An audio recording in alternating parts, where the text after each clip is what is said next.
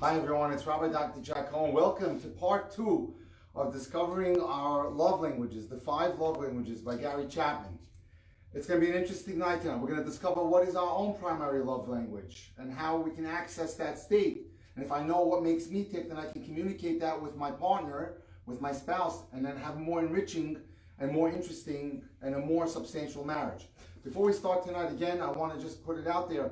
I'd like to encourage everyone who's single, who knows someone who's single, to please put up your dating resume on Shidduch Profiles Plus or Partners in Shidduchim, the way it was called. If you Google both, they both come up. A great place to put a Shidduch resume.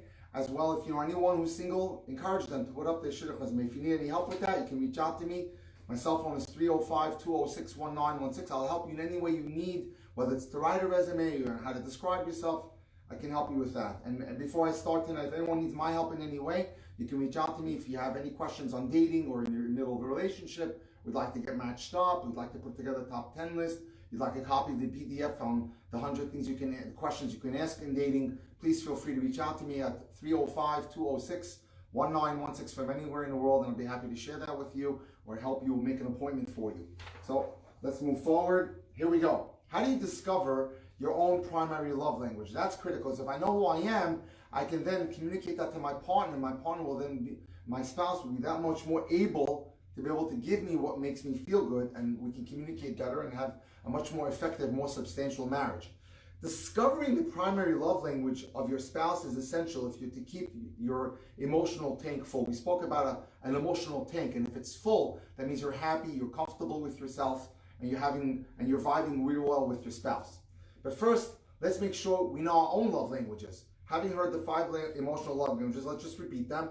There's words of affirmation. You like being complimented. You like being spoken to in a nice way. Quality time is number 2. Receiving gifts is the 3rd love language. Acts of service. You like things to be done for you by your spouse. And physical touch. Now, some individuals will know instantaneously with their own primary love language and that of their spouse. Others, it takes a little bit of work. So let's give you a little case that Dr. Chapman brings down, and that is a person that he knew. His name is Marcus. He said to me, I don't know what my love language is. It seems that 2 of them are just about equal. And he goes through the following. So Dr. Chapman asks him, which 2 do you think are your love languages? And so Marcus responds, physical touch and words of affirmation. Both are equally important to me. By physical touch, what do you mean, Marcus? Well, you know it, intimacy or sex. So the doctor says, I probed a little further asking, do you enjoy your wife running her hands through your hair, giving you a back rub, holding hands, kissing and hugging you at times when you're not having, sex with her? Sure, said Marcus. I'm not going to turn them down, but the main thing is the bedroom. That's when I know that she really loves me. Leaving the subject of physical touch for a moment, I turned to affirming words and asked, when you say that words of affirmation are also important to you, what kinds of statements do you find most helpful, Marcus? Well, he answers, I like it when my wife tells me I look good, that I'm smart. Any positive words makes it with me. When she tells me she loves me. Well, let me ask you a question, Marcus. Did you receive those kinds of comments from your parents when you were growing up? Not very often, Dr. Chapman. They yelled at me and told me what to do. But my wife, Alicia, she's so different.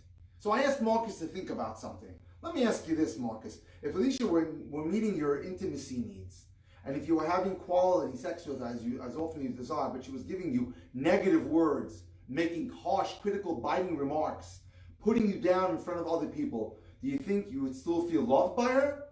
No, not at all, Marcus said. I would feel terrible. Marcus, I said, I think we have just discovered that your primary love language is words of affirmation, and I'll explain. Sex is extremely important to you and to your sense of intimacy with your wife.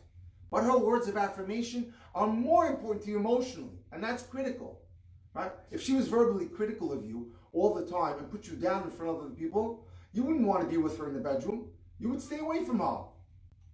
Marcus had made the mistake common to many men, assuming that physical touch is their primary love language because they desire or have such a tavo, or desire for sex. For the man, sexual desire is physically based. That is, the desire for sex is stimulated by physical reactions taking place in the body. It's the buildup of sperm cells and seminal fluid in the man's body. And when these vesicles are full, there's a physical push for release. Thus, The male's desire for sex has a physical root. It comes from a physical need. For the female, it doesn't work that way at all. The desire for intimacy and sex to be with the husband is far more influenced by her emotions. If the woman feels loved and admired and appreciated by her husband, then she has a desire to be physically intimate with him. But without the emotional closeness, she may have very little desire to be anywhere near him. Her biological sex drive is closely tied to her emotional need for love. So there's a huge discrepancy, ladies and gentlemen. Because the male is physically pushed to have a sexual release on a somewhat regular basis, he assumes that that's his primary love language. Wrong. Mistake. But if he doesn't enjoy physical touch or other times and in non-sexual ways, it may not be his love language at all. Sexual desire is quite different from his emotional need to be loved, which we all share. That doesn't mean that sex is unimportant to him. It's extremely important. But sex alone will not meet his needs to be loved. His wife must speak his primary emotional love language as well. It's called the emotional tank. Each of us has that emotional tank. We want to be loved. So we need to determine what is it that makes us tick emotionally connect. When in fact his wife speaks his primary love language and his emotional tank is full, and he speaks her primary love language and her emotional tank is full, the sex takes care of itself and works out. Most sexual problems in marriage have anything to do with physical technique, but everything to do with meeting emotional needs. After further conversation and reflection, Marcus said, you are right. Words of affirmation is definitely my primary love language. So let's not confuse it with your physical needs as a man. If my wife's critical and puts me down, I don't want to have sex with her. I don't even want to be with her. I think of other women. But when she tells me how much she appreciates me and how much she admires me, that's a whole different story. Here's another case. Brittany has wondered for years whether she really has only one primary love language. I know she said, I most value quality time and acts of service. But it's hard to know which is primary with me. It used to be acts of service, but it seems that as I've gotten older, I'm more concerned with sharing good times with friends and family and less worried about how stuff gets done. How do you know? What's your primary love language? What makes you feel loved by your spouse? What do you desire above all else? The answer to those questions may not leap out of your mind immediately. Perhaps it will take a little bit of work. What does your spouse do or say or fail to do or say that hurts you deeply? Ignoring our partner's love languages is like ignoring the seeds of a garden. If we don't weed the seed, if we don't water the seed and fertilize the seed, it'll die a slow death. But if we actually abuse that partner's love language, that is, we use them for harmful purposes, it's like taking a machete to that same garden and chopping everything up. Each of the love languages is vulnerable to being insincerely manipulated. The use of words your spouse loves to hear just so you'll be engaged with them in the bedroom is wrong. So is attempting to do a lot of chores for someone just so they will praise you.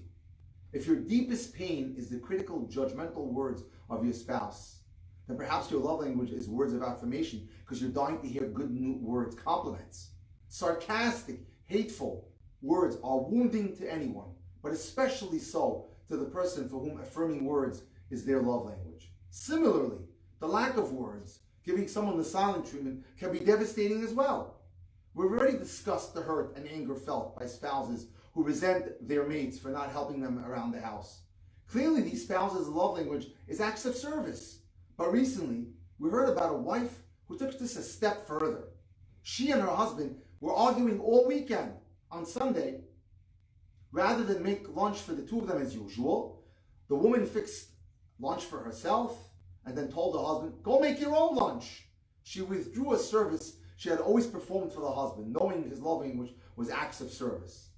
So if your primary love language, for example, is gifts, you may relate to the story of the young girl who had a very hard holiday greeting one year. Her older brother had not spent much time on effort or his gift giving. He gave her something he had found lying around the house. Nothing he needed, nothing special or thoughtful. Nothing she needed, nothing special or thoughtful. She, of course, was deeply wounded. As well, the spouse whose love language is quality time might find herself more bored by her and her husband's evening routine of dinner, TV, and bed, or struggle more when her spouse travels on business. She might even long for more meaningful emails than good seeing you today. What about physical touch? Touch, of course, has immense potential for abuse. as was already discussed. So as we've seen, all love languages can be insincerely abused. Touch can comfort, touch can reassure, can encourage, can invite. It can also scar someone physically and emotionally. Touch withheld can bring pain. So, when you're trying to figure out your primary love language, it helps to look back over your marriage and ask, what have I most often requested from my wife? What have I most often requested from my husband? Whatever you most requested is probably your primary love language, because that's what you have an innate need to get. Those requests have probably been interpreted by your spouse as nagging, but in fact, they're your efforts to secure emotional love from your spouse. So look back and ask yourself in your marriage, what did you ask?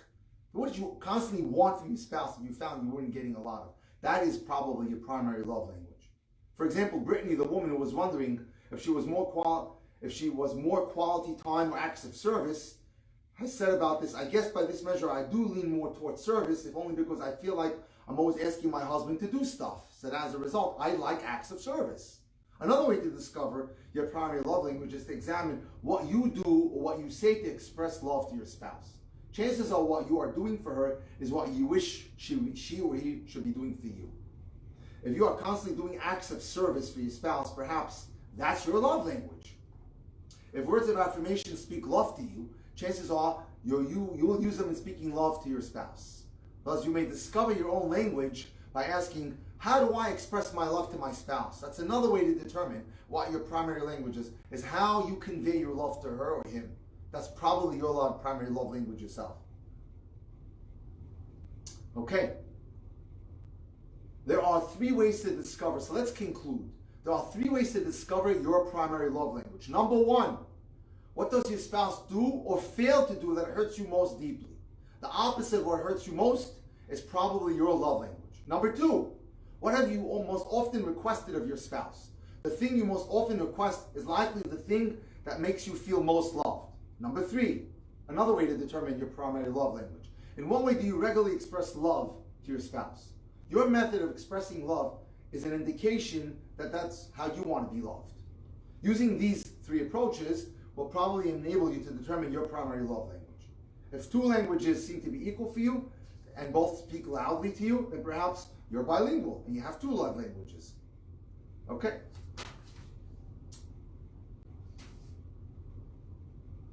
Okay. Having said all of that, let's suggest that you spend some time writing down what you think is for your primary love language.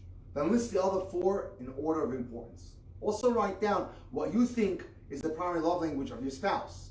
You may also list the other 4 in order of importance if you wish. Sit down with your spouse and discuss what you guess to be his or her primary love language. Then tell each other what you consider to be your own primary love language, so then each side can get to work to be able to provide and fill that need for the other person.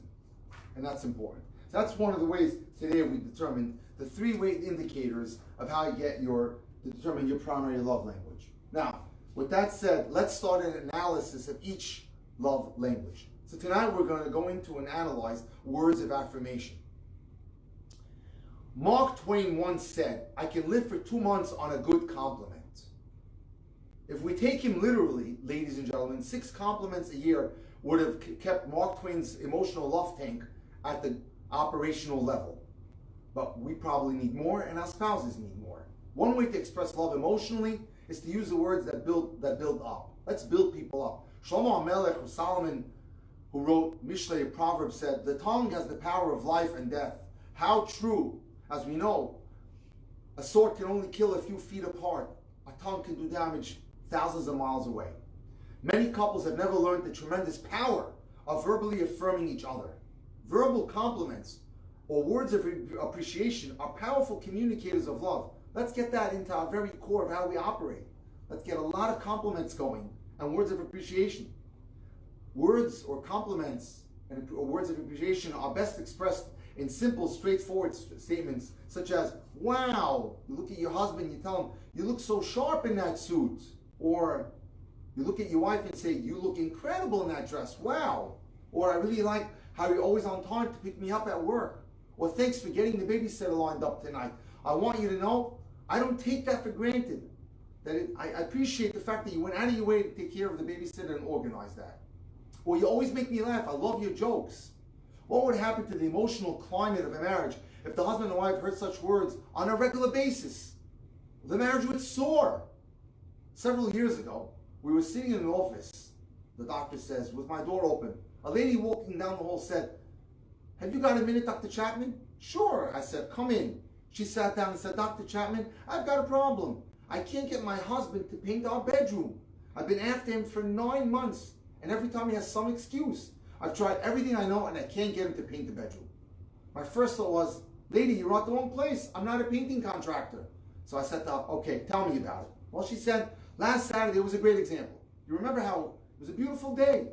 You know what my husband was doing all day long? He was cleaning out his computer files. So what did you do?" I went in there and said, "Dan, I don't understand you. Today is a perfect day to paint the bedroom, and here you are working on your computer." "So did he paint the bedroom?" I inquired. The doctor asked. "No, it's still not painted. I don't know what to do." "Let me ask you a question," I asked. "Are you opposed to computers?" "No, but I need the bedroom painted." "Are you certain that your husband knows that you want the bedroom painted?" "I know he does. I've been after him for 9 months to do it." "Let me ask you one more question," he said to the woman. "Does your husband ever do anything good?" "Like what?" "Like taking out the garbage, or putting gas in the car, or paying the electric bill, or running to the store to get groceries and toilet paper?" "Yes," she said, "he does most of those things." "Then I have 2 suggestions. 1, don't ever mention painting the bedroom again. Don't ever mention it again." "I don't see how that's going to help, Dr. Chapman." "Look, you just told me that he knows that you want the bedroom painted.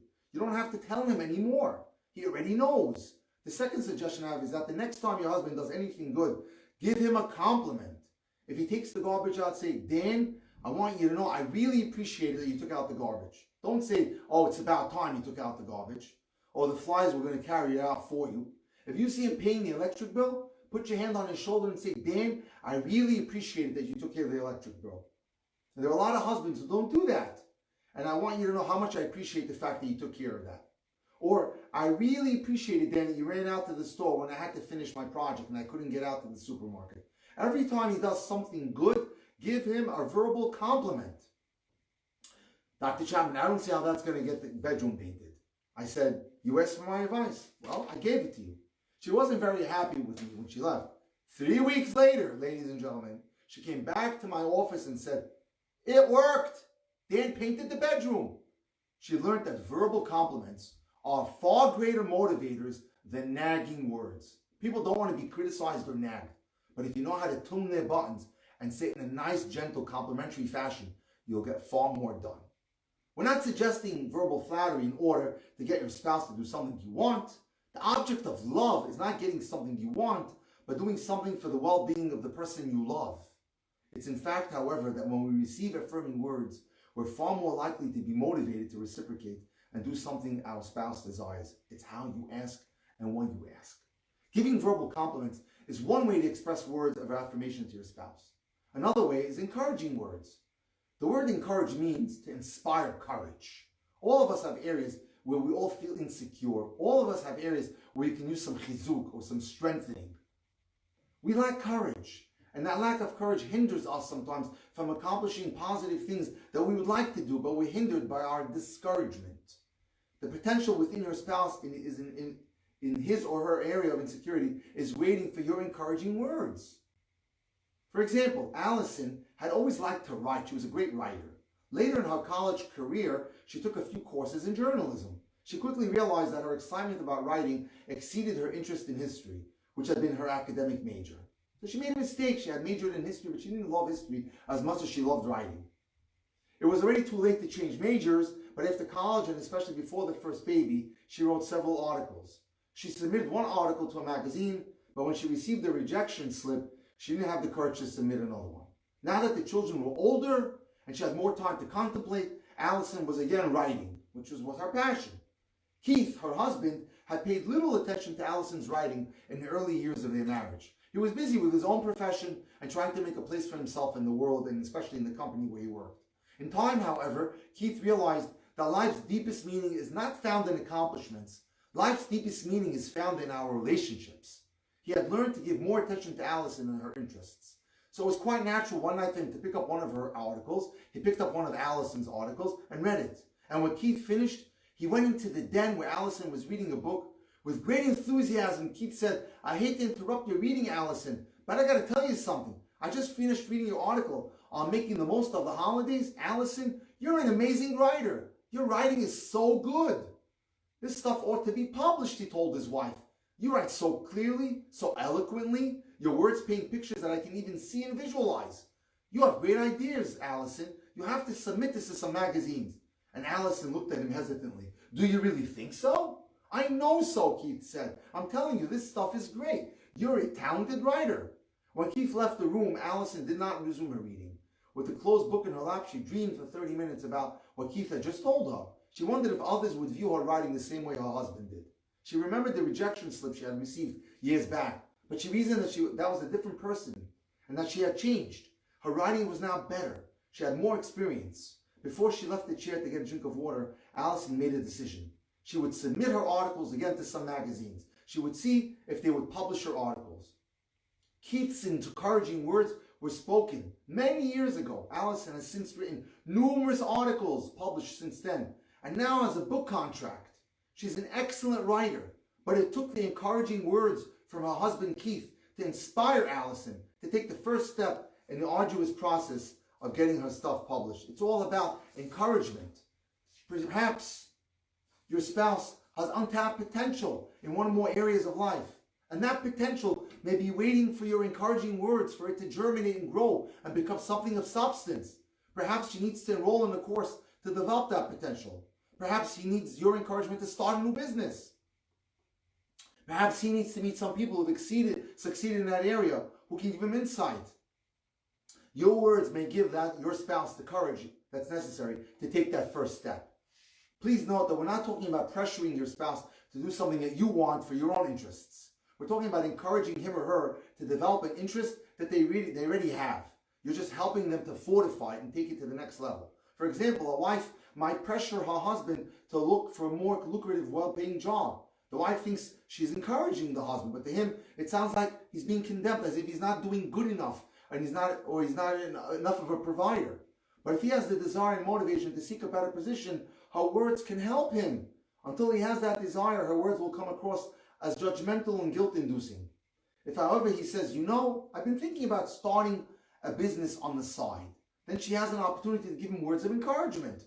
Encouraging words would sound like this: "If you decide to do that, honey, I can tell you one thing. You're going to be a success. I can assure you that. That's one of the things I like about you, that you're driven, honey. When you set your mind to something, you do it.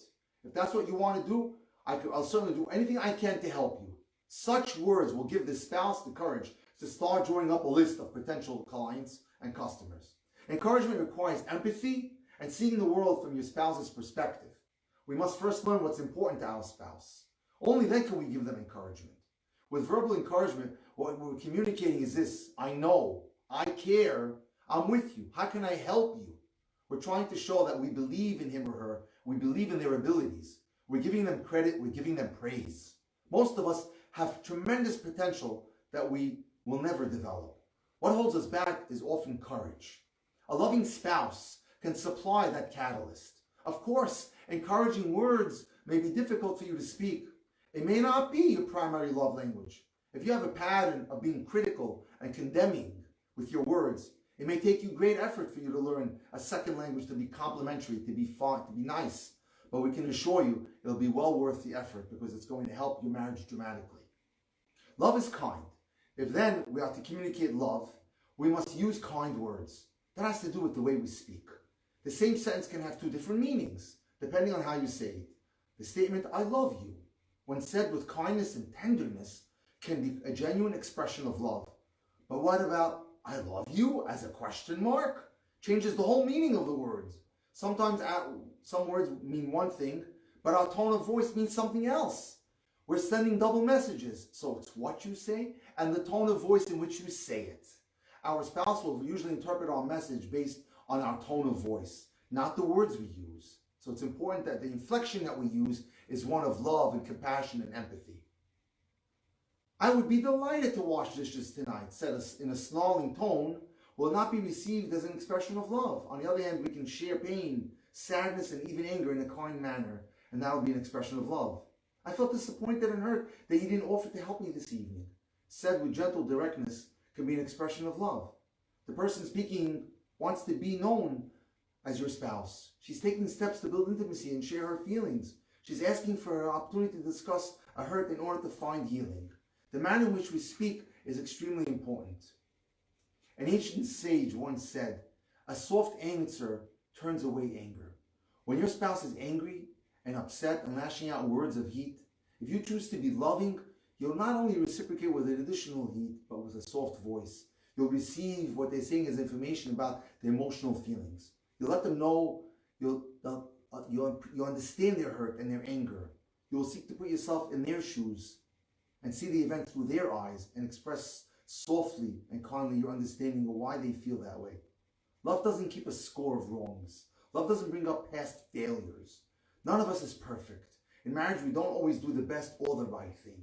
We've sometimes done and said hurtful things to our spouses. We all make mistakes. We can't erase the past. We can only confess it and agree that it was wrong and own it. We can ask for forgiveness and try to act differently in the future. Having confessed our failure and asked forgiveness, we can do nothing more to mitigate the hurt that was caused our spouse. If I've been wronged by my spouse and she's painfully confessed and can request forgiveness, I have the option of justice or forgiveness. If I choose justice and seek to pay her back or make her pay for her wrongdoing, I'm making myself the judge and she becomes the felon. Intimacy becomes impossible. If, however, I choose to forgive, intimacy is restored. Forgiveness is the way of love. We're amazed by how many individuals mess up every new day with yesterday. They insist on bringing into today the failures of yesterday, and in so doing they pollute a potentially wonderful present. What happened yesterday is what happened. As we say in Hebrew, Masha zekara kara, what has taken place in the past has taken place, so don't bring it into the present. I can't believe you did it. I don't think I'll ever forget it. You can't possibly know how much you hurt me. I don't know how you can sit there so smugly after the way you treated me. You ought to be crawling on your knees, begging me for forgiveness. I don't know if I can ever forgive you. Those are not the words of love, but of bitterness and resentment and revenge. The best thing we can do with the failures of the past is to let them be history. Again, let's repeat that very important point. The best thing we can do with the failures of our past is to let them become history. Yes, it happened. Now it's over. Certainly it hurt, and it may still hurt, but we've acknowledged our failure and we've asked for forgiveness. We can't erase the past, but we can accept it as history. We can choose to live today free from the failures of yesterday. Again, let's repeat that. We can choose to live today free from the failures of yesterday. Forgiveness is not a feeling. It's a commitment. It's a choice to show mercy. It's not to hold the offense against the offender. Forgiveness is an expression of love. It means I love you. I care about you. I choose to forgive you. Even though my feelings of hurt may linger, I will not allow what has happened to come between us. I hope that we can learn from this experience. You're not a failure because you have failed. You are my spouse, and together we will go on and move on forward from here. Those are the words of an affirmation expressed in the dialect of kind words. Let's talk about humble words. Love makes requests, not demands. When I demand things from my spouse, it's like I'm treating them as a child and I'm their parent. It's the parent who tells the 3-year-old what they have to do and in fact what they must do. That's necessary because the 3-year-old does not know how to navigate life. In marriage, however, we're equal. We're adult partners. We're not perfect to be sure, but we're adults and we're partners. If we're to develop an intimate relationship, we need to know each other's desires. If we wish to love each other, we need to know what the other person wants. The way we express those desires is all important. If they come across as demands, we've erased the possibility of intimacy and we drive the spouse away. If, however, we make our needs and desires known in the form of a kind request, we're giving guidance, not ultimatums. The husband who says, could you make that good pasta one of these nights, is giving guidance on how to love him and build intimacy. On the other hand, the husband who says, can't we ever have a decent meal around here, is being whiny, is making a demand, and his wife is likely to fire back. Okay, if you're so good, you go cook. The wife who says, do you think it'll be possible for you to clean the gutters this weekend, is expressing love by making a request. But the wife who says, if you don't get those gutters cleaned out soon, they're going to fall off the house, has ceased to love and has become a domineering spouse. When you make a request of your spouse, you're affirming their worth, their abilities. You're in essence indicating that they have something or can do something that's meaningful and worthwhile to you. Otherwise, you wouldn't make the request. When, however, you make demands, you become not only a lover, you become a tyrant. Your spouse will feel not affirmed, but belittled. A request introduces the element of choice. Your mate may choose to respond to your request or deny it, because love is always a choice. That's what makes it meaningful. To know that my spouse loves me enough to respond to one of my requests communicates emotionally that she cares about me, that she respects me, that she admires me, and wants to do something to please me. We cannot get emotional love by demanding it. My spouse may in fact comply with my demands, but it's not an expression of love. It's an act of fear, it's an act of guilt, or some other emotion, but it's not love. Thus, a request creates the possibility for an expression of love, whereas a demand suffocates that possibility. So that's why it's important. We have to understand something, that the deepest human need is the need to feel appreciated. Words of affirmation will meet that need in many individuals. If you're not a man or woman of words, if it's not your primary love language, but you think it may be the love language of your spouse, keep a notebook entitled Words of Affirmation. What words does your spouse like to hear? And use those words again and again, because that's what makes that spouse tick and makes them feel good. And that's important. Using words of affirmation will be critical and will help your spouse to connect and bond with you in a great way. So that's important.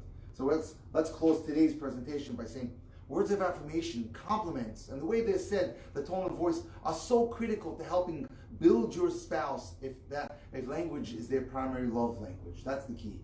If words of affirmation is their love language, then what you say and how you say it can go so far in building that relationship. Join us next week as we move into the next love language, which will be quality time, and we'll discuss it at length. Thank you for joining me tonight.